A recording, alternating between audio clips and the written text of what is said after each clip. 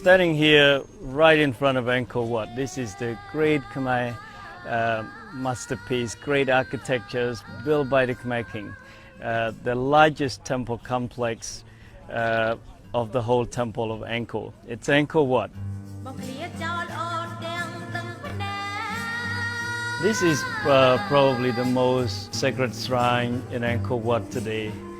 Because of this statue, it's thought to believe that it was the original statue of Vishnu from the central towers that had been removed when the Buddhists came, probably 16th, 17th century. Then the statue is being here. The people believe that this was the spirit of protectors of the temples and also for their village and everything.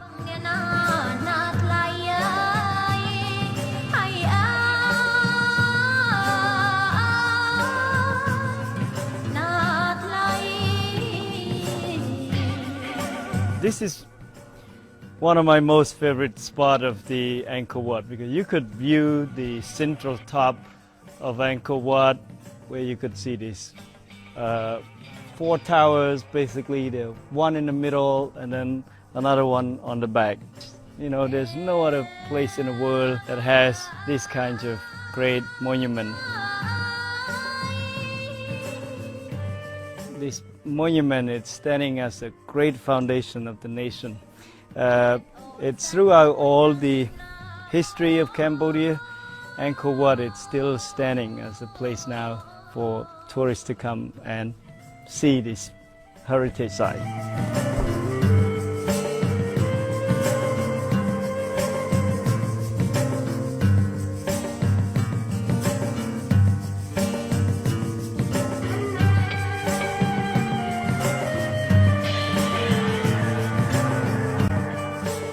So Bayon, it's also one of my favorite temples so far. And it has a distinctive architectural design to represent the God and earth and all the elements. The towers shaped with the face of the Buddha, likeness of the king, and the lotus blossom on the top represent the heaven. So the heavens, the Buddha, all the elements, and this is a beautiful place. And even though one would imagine that these whole towers would have been painted in gold in the heyday, and they must have been so spectacular, so beautiful.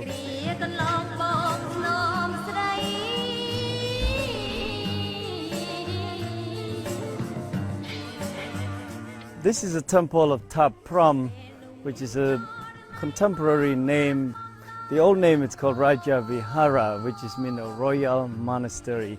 It's built by the most famous king of Angkor, Jayavarman VII, and as the place he dedicated to his mother, so known as the Mother Temple.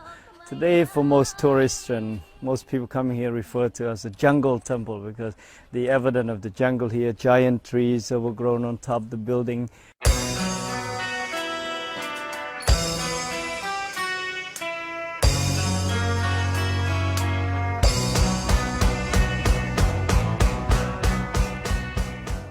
So this is one of the great examples of the tree, the spunk tree or the Tectromelia nudiflora.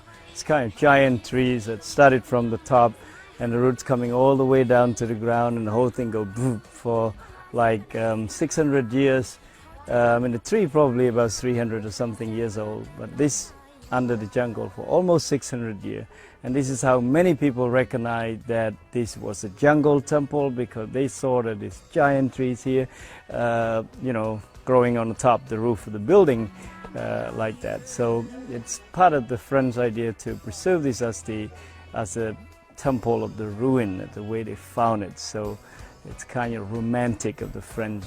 They even named the tree, it's a fromage, it means cheese. It's like a cheese melting down from the building, so the fromage is like a ripened brie or something, the illusion of the French in those days. So it's really something.